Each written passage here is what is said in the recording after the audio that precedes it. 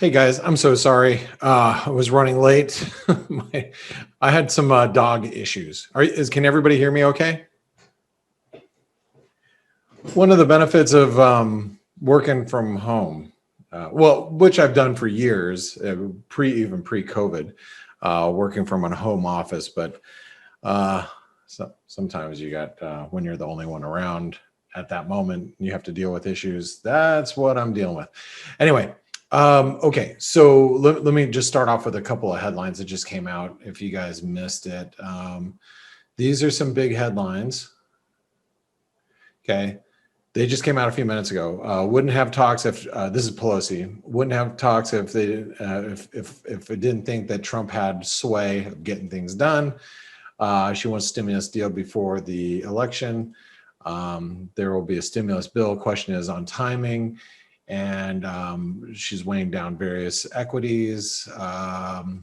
One challenge is how to treat restaurants, small venues, yada, yada. And plans to talk to Mnuchin about restaurant issue. So there's still some open-ended issues that they're working on. But what that did is that gave the equity markets a real quick boost intraday. So you can see that pop. But I'm going to tell you guys, the equity markets are pretty well defined right now. And we're just, I know we had drawn this out earlier. Here's your bias chart, right? 3480, 3420, right? 3480 right here. And that's where the trend line comes in, 3420. Look, we're going to break out. And probably by today or tomorrow, maybe, so there's going to be a breakout coming, hopefully today or tomorrow. And I have to imagine it's going to be something like this. Let me just speculate a little bit here. Deal's getting done. We're putting it up for a vote. And that's going to be it. Or deal's going to get done. There's no way we're going to get it passed before the election. We'll continue to work on it post the election. I actually think the second situation, or the second headline, is going to be the one that's really going to move us in a negative direction. And then obviously a headline like, hey, we're getting the bill done is going to, get us, and we're going to get the bill, through Senate and House, passed through Congress. Then you're going to see a move up. But don't think that there isn't risk to the downside. There still is. And let me just go ahead and be clear here. If our leaders fail to get a deal in front of the Senate right now, there is a risk that it may never pass because we don't know what the House and the Senate's going to look like. Well, it's more of the Senate. We don't know what the Senate's going to look like. We don't know who the president's going to be in a month's time yet. So the problem is if a deal doesn't get done before the election, there is a risk of it never getting done. And so that's why stocks will come under pressure, in my opinion. So I don't think we're out of the woods yet. We've seen some pretty good volatility in FX. If you're trading currencies and you're long the euro, I'll just tell you, I took off half my position here on the euro dollar. I am looking for a dip now to add back, and the dip that I'll be looking for is right here, 118.30. That's what I'm looking for with the euro dollar. Again, I do think it's a breakout. So if you guys are, by the way, if you're utilizing the patterns in play and you are not in the chat room, I'm going to tell you, I just took off at 78. I just took off half of my position. That was about the last time we were over here. So about an hour ago, maybe hour and a half ago, I took off half my position. I am looking to add back, but I'd like to see a dip first, just so you guys know. Gold, obviously gold is breaking out. So we've got to watch gold here. It really is holding the breakout point, but we need to hold. In my opinion, we got to hold here.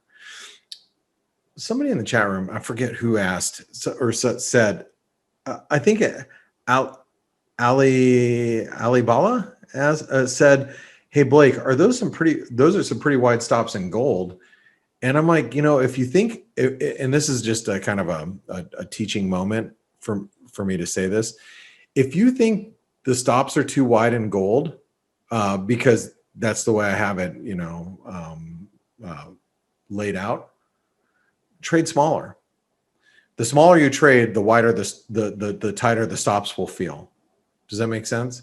So if you're like, oh man, holy cow, Blake is going, look, entry area gold is somewhere around here, target at 2000, invalidation 1890, below here, below these lows, then that stop is, if you guys can hear my dogs, I'm so sorry.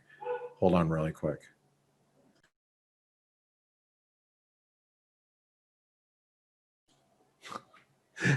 That's scream at the dog, and they don't care. They just keep they just keep barking anyway. Anyway, what I was going to say is if gold, if you think that stops are too wide, or if you look at something, you're like, man, I don't know if I can risk all the way down to here. Well, then make your position smaller. If you make your position smaller, then you can have the risk and maybe even the mental fortitude to hold on to a position longer, right? So that's how I always approach stops and limits. Because if I'm targeting, like, let's say if I'm targeting here and my stop is here and the current price is here, that means I'm risking 1 to make 2.5, right? That it's perfectly fine risk reward. You just have to adjust your position size to the potential volatility of the market. I hope that makes sense for you guys. Okay, let me talk about a few other things. So the cable ripping socks off. I mean, the pound's just ripping. Now, I'm going to warn you guys. I know some of you may be bullish the cable, and I mean, it's been squeezing like it's nobody's business. I was taken aback today with the euro sterling, because I thought the euro sterling was going to break out above 91 yesterday, and this cable move has been outstanding. We are attacking the underside of a trend line. It's also previous resistance there. Just be really careful up here at these levels. Just be really careful. There's a 618 retracement comes in at 131.80. I would just be a little bit more cautious with your long trades at this point. Okay, any long sterling that you have. The Aussie dollar, just a huge rally today, and this is a big rally off of the support off the 70-cent level, or 70 and a quarter. We are at the 50% retracement. I think this area, let me just go ahead and this is all resistance. So if you're long the Aussie, this is the time where you have to start tightening stops, in my opinion. Okay. If you happen to get long, like let's say you got long and you're like, ooh, it's a breakout, I'm long, or you got long on this little move here. Whatever it is, if you're long, you just have to start being more careful at this point. Okay. What else do I want to talk? So I am picking up some Euro Aussie again. Why am I picking up the Euro Aussie?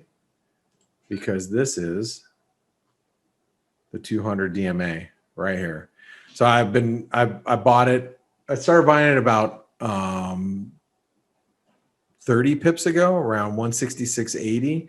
I bought a little bit more down here, and I'm not full in yet. I wouldn't even mind a test of 166 first. So we'll see if we can get all the way down there, and I might add a little bit more. But this is I want to be long down here. And if we can hold the 200-day moving average, and let's say by